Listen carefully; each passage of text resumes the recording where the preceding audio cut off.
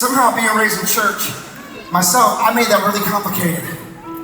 You can't love God, you can't love people unless you first, check this out, allow the love of God to hit your heart. Love is not inside of us. That's why we're supposed to receive God, because God is love. You can't white knuckle yourself to a better version of yourself. The only way you can become a better version of yourself, spouses, listen to me.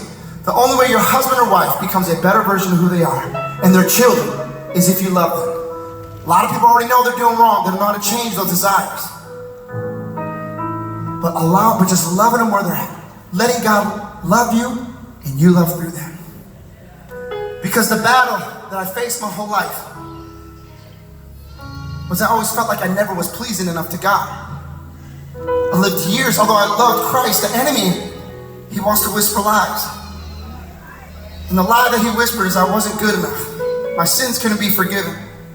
And so I got on this pathway of just trying to please God by doing right. You burn yourself out that way. Literally, I was diagnosed with OCD and I would follow every law. Literally every law, because I just didn't want to break the law. I had scripture on it. And I got to a point, and this happened in seasons, maybe stressful seasons. I just got to a point where I said, God, I can't even serve you anymore because I thought that voice that I was hearing was him. It wasn't him.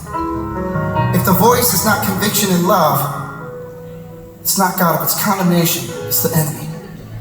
God gave me Romans 4 and it showed me something. Your righteousness is not of your works, but it's for what Jesus did on the cross. Read Romans 4. It's not by circumcision that Abraham was made right. It was his belief in God and belief in God's word that he was made right.